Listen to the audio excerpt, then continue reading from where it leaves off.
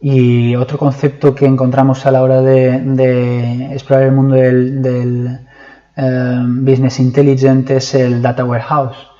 Y me gustaría que nos comentaras qué es el Data Warehouse y en qué situación es necesario plantearnos tener uno. Bueno, el Data Warehouse es, como su nombre indica, es un almacén de datos, ¿vale? Normalmente viene representado por una base de datos, no es más que una base de datos que, si bien tiene unas características un poco especiales en cuanto a mejorar el rendimiento en el acceso a la información. Es decir, viene con mejores índices, con mayores capacidades para que ese acceso a la información sea rápido, pero no deja de ser una base de datos. El Data Warehouse es cuando nosotros cogemos la información de nuestras fuentes, la transformamos, lo que hacemos es dejarla en ese Data Warehouse con una estructura diferente a la que tenía en el origen. Es decir, esa estructura que tenía en el origen la vamos a transformar para que sea fácil de analizar, ¿vale? Un caso sencillo sería, por ejemplo, un RP, que el campo de país del que hemos hablado antes, probablemente el campo se llame en la base de datos T001-país. ¿Vale? Eso no es fácil de entender por el usuario. Entonces, lo que solemos hacer en el Data Warehouse es crear una estructura de tablas ya orientada al análisis, de manera pues que el campo país se llamará país, no se llamará con ninguna nomenclatura extraña, ¿no? ¿Cuándo deberíamos empezar a utilizar un Data Warehouse? Pues normalmente cuando necesitamos tener ese almacén de datos separado de lo que es nuestro entorno operacional, que es el que utiliza el RP, el que utilizan las aplicaciones. O tengamos distintas fuentes y de alguna manera tengamos que abonar toda esa información y tenerla en un sitio concreto.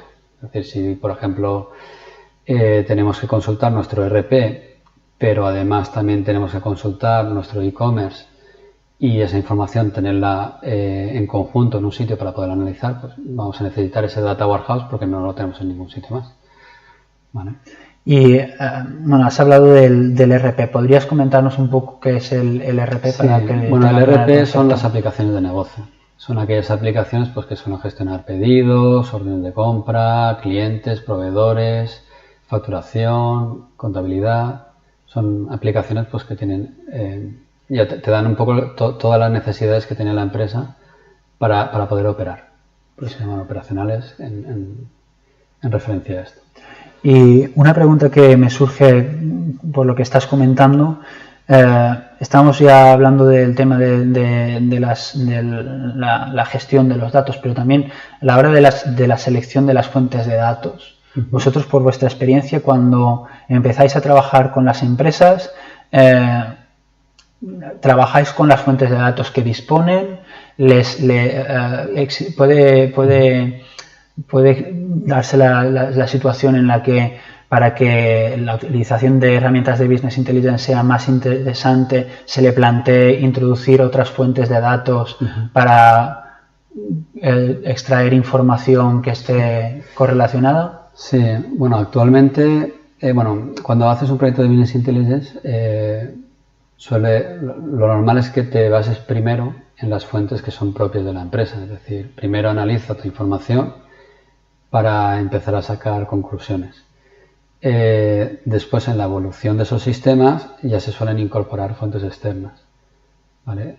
Para darle más riqueza a la información que estás analizando.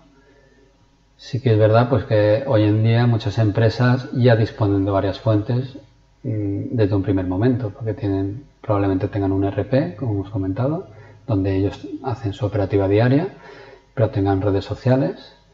A lo mejor tienen alguna aplicación online que les da cierta información, entonces toda esa información sí que se suele combinar.